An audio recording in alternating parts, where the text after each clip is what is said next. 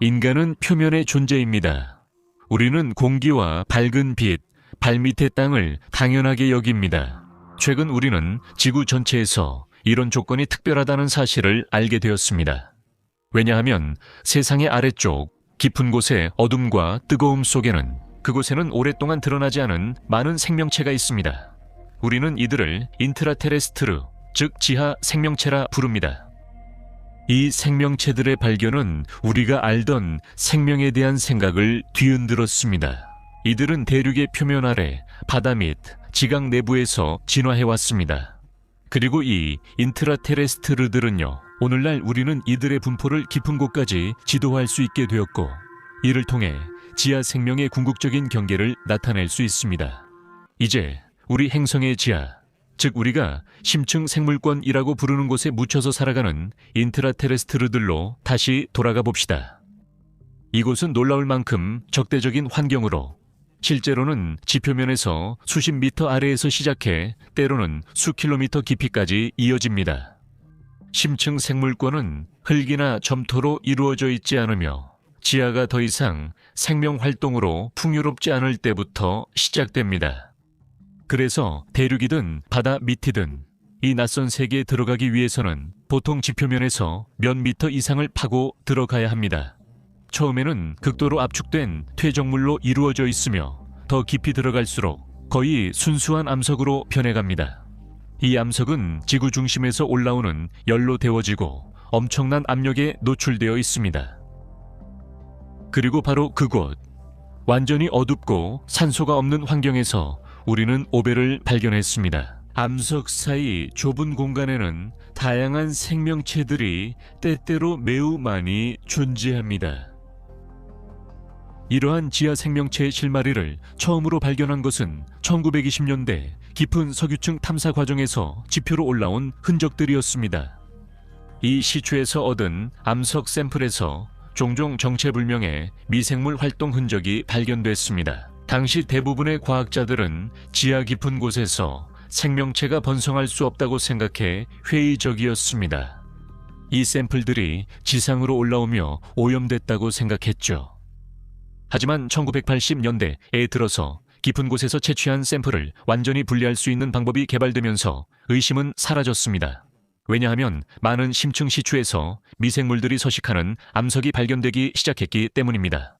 빛도 산소도 없는 환경에서 극한의 온도와 압력에 노출되고 유기물이 전혀 공급되지 않는 곳에서 살아가는 생명체의 발견이 얼마나 중요한지 이해하는데 생물학자가 될 필요는 없습니다. 수백만 년 동안 먹을 것이 없어 보이는 곳에서 살아간다는 사실이 정말 놀랍습니다. 1980년대 중반 이후로 심해 탐사 활동과 그로 인해 이루어진 놀라운 발견들이 점점 더 많아지고 있습니다. 이 깊은 생물권을 탐사하고 이해하기 위해 우리는 수천 미터 아래까지 시추하여 암석 샘플을 채취했습니다. 해저 바닥 아래, 대륙 표면 아래, 그리고 세계에서 가장 깊은 광산 내부에서도 마찬가지입니다. 그리고 거의 매번 채취된 암석을 현미경으로 관찰해보면 놀랍고 신비로운 생명체들이 존재한다는 사실이 드러났습니다. 지표면 500m 아래 압축된 퇴적암일, 그램마다 1만 1억 개의 살아있는 세포가 있는 것으로 밝혀졌습니다. 지하 2.5km에서입니다. 해저 아래에서 채취한 이러한 암석 한 스푼 분량에는 여전히 수천 개의 바이러스와 박테리아가 존재하는 경우도 있습니다. 건강한 지표 토양 한 스푼에는 수십억 미생물이 있지만 깊은 생물권에서는 그 수가 적어 보입니다. 그러나 깊은 생물권의 공간은 매우 넓습니다. 지구 내부 생물이 서식할 수 있는 잠재적 부피는 약 20억 입방킬로미터로 이는 모든 바다 부피의 거의 2배로 추정됩니다. 그래서 깊은 지하의 틈과 주름진 곳에 사는 모든 미생물의 총 질량은 실제로 엄청난 무게를 차지합니다. 딥카본 옵저버토리의 과학자들은 한때 불모지로 여겨졌던 암석에서 살아가는 이 생명체들이 지구 미생물 생물량의 70% 이상을 차지한다고 추정합니다. 미세한 존재들의 총합이 얼마나 대단한지 다른 예로 설명해 보겠습니다. 이 미생물들만 해도 모든 생명체 생물량의 약 15%를 차지합니다. 만약 여러분이 마법처럼 이 미생물들을 그들이 숨어있는 틈에서 꺼내어 지구 표면에 펼칠 수 있다면 모든 대륙을 뒤덮는 거의 1m 두께의 유기물층이 생길 것입니다. 이것이 신부 생물권이 지구 최대 미탐험 생명 저장소인 이유입니다.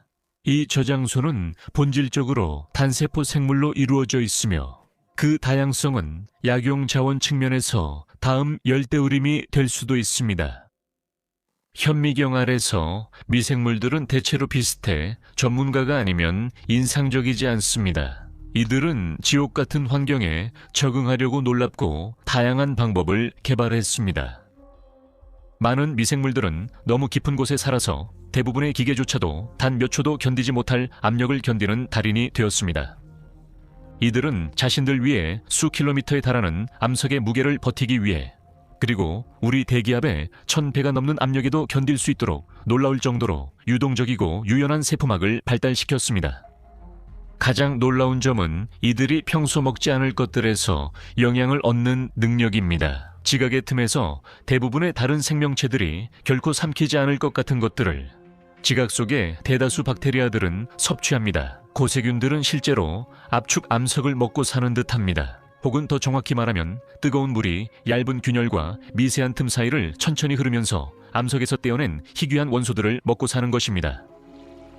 갉아먹는 광물의 종류, 깊이, 온도, 물의 산도와 염도에 따라 달라집니다. 이처럼 기묘하고 독특한 적응을 가진 다양한 생물들이 등장했습니다.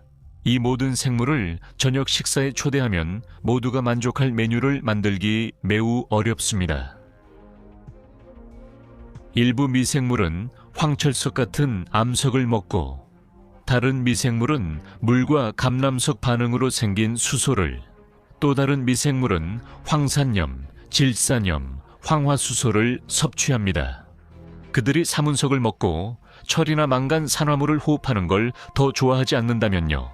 그리고 이 혼란 속에서 보통은 독성이 있는 원소들을 활용할 수 있는 생명체가 만들어내는 유기물의 일부는 다른 생명체에게도 이로울 수 있습니다. 이 유기물이 환경에 퍼지거나 유기체가 죽을 때 우리는 지구 깊은 곳에서 에너지를 얻는 생물도 발견했습니다. 여러분이 입에 넣을 생각조차 하지 않을 마지막 것, 즉 우라늄과 토륨에서 말이죠. 이 주사 전자현미경 사진에서 보라색 막대 모양의 몇 마이크론 길이, 구조가 칸디다투스 세포입니다. 디술프리디스 오닥스비아토르. 이 박테리아 종은 질투가 날 만큼 멋진 이름을 가지고 있습니다. 터미네이터는 남아프리카 금광 지하 2.8km에서 발견됐습니다. 60도덱시로 데워진 알칼리성 물에서 첨벙거리며 방사성 원소가 풍부한 암석의 틈 사이로 스며드는 물속에서 캔디다투스 디술프리디스가 살아가고 있습니다. 오닥스비아토르는 우라늄과 토륨을 직접 먹지는 않지만 평생을 그 근처에서 보내며 주변 환경에서 끊임없이 일어나는 방사성 붕괴로 생성된 원소들을 탐욕스럽게 흡수합니다. 지하 생명체가 저녁 식사에 초대해도 가지 않는 게 좋습니다. 여러분은 빛의 존재, 지상 종족이기 때문입니다. 그들이 좋아하는 어떤 물질이든 한 숟가락만 먹어도 곧 태어난 걸 후회하게 됩니다. 대부분의 심층 생물권에서 올라온 생물들은 단세포 생물이지만 가끔은 예외적으로 버섯 같은 다세포 생물을 발견하기도 합니다. 아주 드물게 동물도 발견됩니다. 화면에 이 기이한 표본처럼요. 남아프리카의 코파낭 금광에서는 1400m 깊이에서 선충류 벌레도 발견되었습니다. 이들은 길이가 몇 밀리미터밖에 되지 않지만 이들은 지각의 거인으로 지표 아래 1km 이상 깊이에서 발견된 가장 큰 생물입니다. 그리고 이 놀라운 다양성은 지난 40년 동안 우리가 땅을 파낸 곳에서만 관찰되었습니다. 심층 생물권에 대한 우리의 지식은 수백 개 시추공에만 기반합니다. 우리 행성 크기에 비해 적은 창만으로도 이미 그곳에 숨겨진 것이 있다는 사실이 밝혀졌습니다. 또한 우리 발 아래와 바다 밑에는 지구 생명체의 거대하고 뜻밖의 부분이 숨겨져 있습니다. 여러분은 어떨지 모르겠지만 저는 정말로 파고들고 싶은 질문이 하나 있습니다. 도대체 이게 언제 멈추는 걸까요? 넘을 수 없는 경계, 생명의 흔적이 사라지는 한계 깊이가 있을까요? 지금까지는 그렇습니다. 어디를 파도 결과는 같았습니다. 깊이 들어갈수록 생물 밀도가 줄어듭니다. 이는 환경 조건이 더 어려워지기 때문입니다. 암석은 점점 더 단단해지고 그만큼 물이 흐를 수 있는 공간도 점점 줄어듭니다. 그래서 점점 더 건조해지는 이 환경에서는 이용할 수 있는 용해된 영양분도 점점 더 희귀해집니다. 그리고 무엇보다도 지구의 깊은 곳으로 들어갈수록 온도는 계속해서 상승합니다. 왜냐하면 형성될 때 그곳으로 흘러들어간 방사성 원소가 풍부한 핵에서 나오는 열이 축적된 에너지의 일부를 그 위에 있는 층들로 확산시키기 때문입니다. 우리는 어떤 생명체도 120도씨가 넘는 환경에서는 생존할 수 없다고 생각합니다. 그 이상에서는 생명체 유기 분자 구조가 모두 붕괴되기 때문입니다. 이게 정말 흥미로워집니다. 120도씨가 넘을 수 없는 한계라고 가정했을 때 우리는 신부 생물권의 분포 지도를 만들 수 있었습니다. 여러분이 보고 있는 것은 지하 생명 존재, 즉 경계의 지도입니다. 이 지도에서 생명체가 바다보다 대륙 아래 더 깊이 존재함을 알 수 있습니다. 그 이유는 지하로 내려갈수록 온도가 상승하는데 해저 아래에서는 1km마다 평균 50도 정도 오르지만 대륙 아래에서는 1km마다 25도만 상승하기 때문입니다. 대륙 지각에서 이런 차이가 발생하는 이유는 해양 지각의 두께가 6, 7km에 불과한 반면 대륙을 이루는 지각은 30, 70km에 이르기 때문입니다.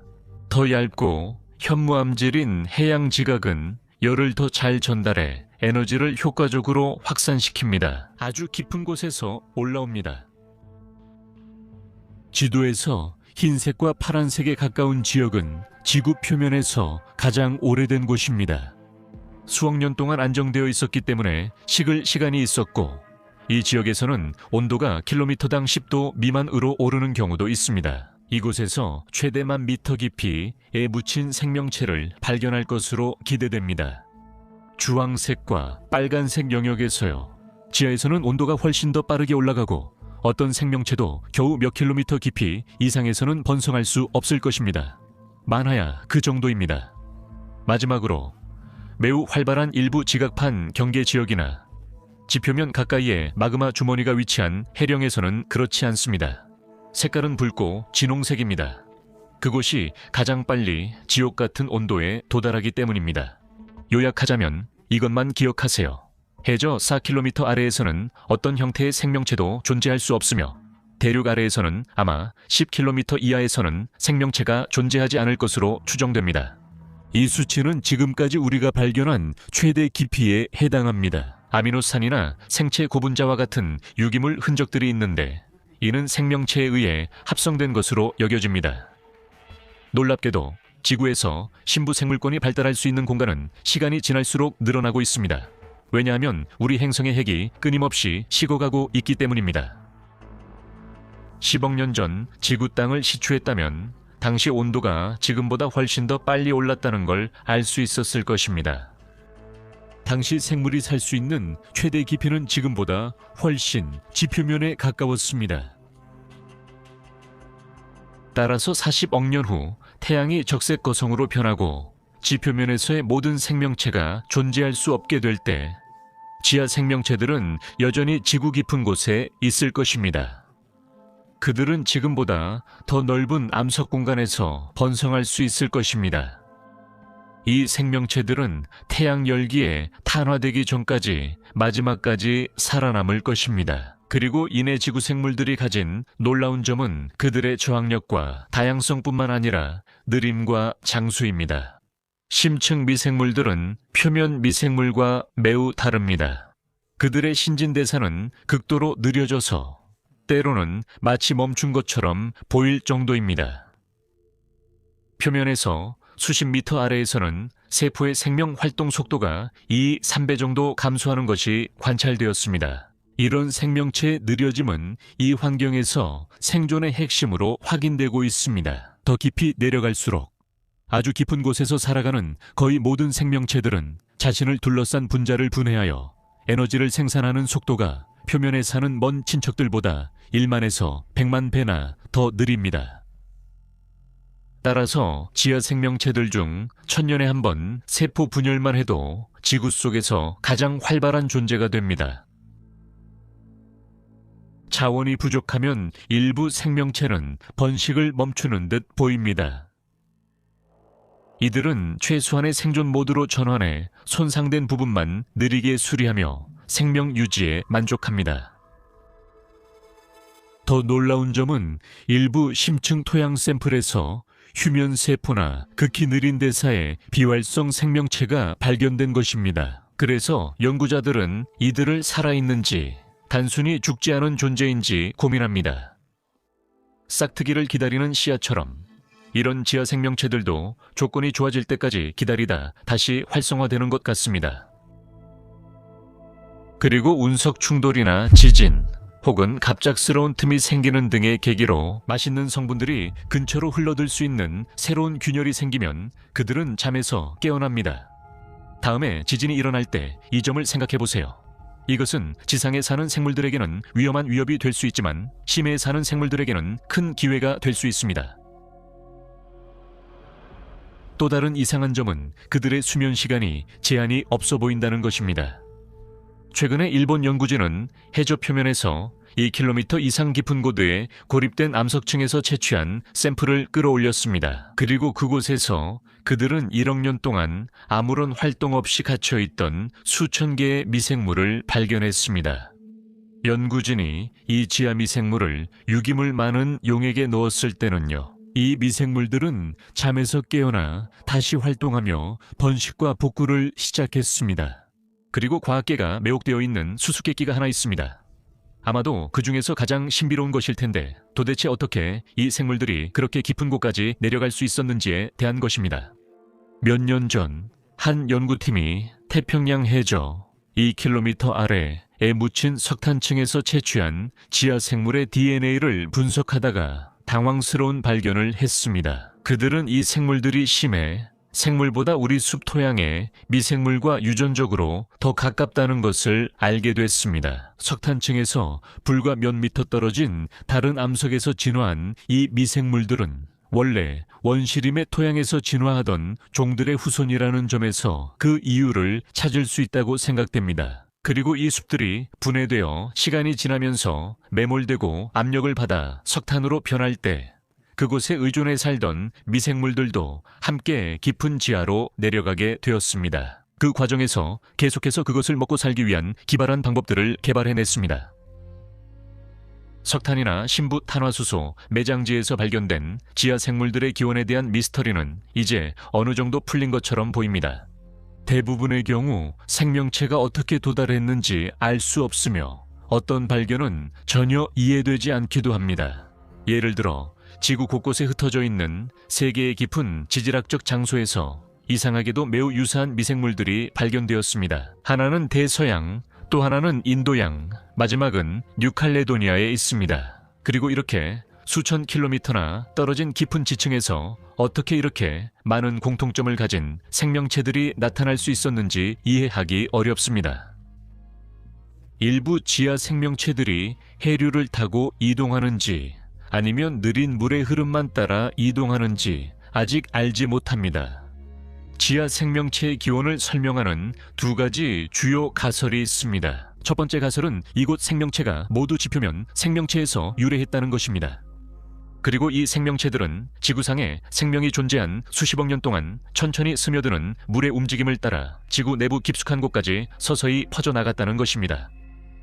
두 번째 가설은 더 대담하고 논란이 많으며 이 생명체들이 원래 그곳에 있었을 수 있다는 것입니다.